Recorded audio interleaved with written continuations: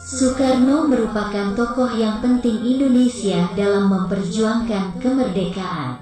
Beliau lahir di Blitar, Jawa Timur tanggal 6 Juni tahun 1901. Semasa hidupnya, Soekarno merupakan seorang yang gigih, terus belajar, berani mencoba, dan disiplin dalam hal apapun. Hingga ia dipercaya menjadi Presiden Indonesia yang dijuluki sebagai Bapak Proklamator Indonesia. Soekarno terhadap tanah air Indonesia memiliki peran yang sangat penting. Peran pertama, ia membentuk Partai Nasional Indonesia tanggal 4 Juli tahun 1927 yang menjadi partai yang menuntut kemerdekaan Indonesia atas belenggu penjajahan Belanda. Jiwa nasionalisme Soekarno terlihat sangat tinggi demi Indonesia. Hingga saat itu ia pernah ditangkap pemerintah Belanda dengan mendekam di penjara Sukamiskin selama 4 tahun. Kondisi seperti itu tidak menjadikan Soekarno menyerah. Beliau tetap melakukan usaha-usaha lain untuk memerdekakan Indonesia. Soekarno kemudian mencoba membentuk tokoh 4 serangkai untuk melakukan kerjasama yang mendapat dukungan Jepang. Tokoh tersebut diantara Soekarno, Muhammad Hatta, Ki Hajar Dewantara, dan K. H. Mansur. Akan tetapi justru Jepang memanfaatkan hal ini untuk menjadikan kaum pribumi sebagai tenaga paksanya, Romusha.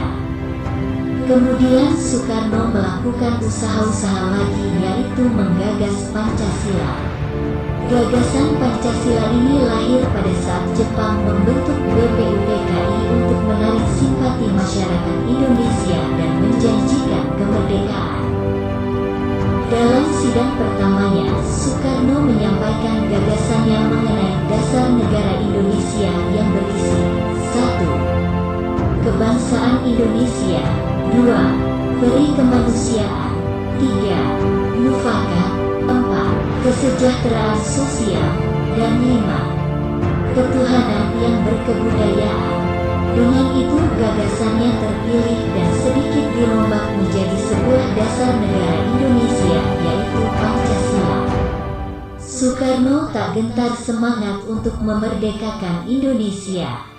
Ia kemudian membentuk PPKI yang merupakan lanjutan dari dibubarkannya BPUPKI. PPKI diketuainya sendiri dan untuk mempersiapkan kemerdekaan Indonesia. Pada saat mendekati kemerdekaan, yaitu pada tanggal 15 Agustus, Jepang menyatakan menyerah kepada sekutu. Sultan Syahrir yang merupakan golongan muda mendengar berita atas kekalahan Jepang melalui radio. Kemudian ia segera menyebarluaskan berita tersebut. Setelah itu Sultan Syahrir mendesak Soekarno dan Hatta untuk segera memproklamasikan kemerdekaan. Akan tetapi Soekarno masih menunggu keputusan PPKI yang belum ada kejelasan. Karena tidak puas akan keputusan Soekarno, golongan muda akhirnya menculik Soekarno-Hatta ke Renasdem Club untuk menjauhkan dirinya dari pengaruh Jepang. Selama di Renasdem Club, golongan muda terus mendesak Soekarno-Hatta untuk segera memproklamasikan kemerdekaan Indonesia. Setelah melalui proses negosiasi yang panjang, akhirnya Soekarno-Hatta bersedia memproklamasikan kemerdekaan Indonesia pada tanggal 17 Agustus tahun 1945. Dengan itu mereka kembali dibawa ke Jakarta. Sekembalinya di Jakarta, Soekarno langsung datang ke rumah Laksamana Maeda untuk menyusun naskah proklamasi yang dibantu oleh Muhammad Hatta dan Ahmad Subarjo. Setelah selesai, naskah diketik oleh Sayuti Melik dan ditandatangani oleh Soekarno-Hatta atas nama bangsa Indonesia. Tepat keesokan harinya pada tanggal 17 Agustus tahun 1945,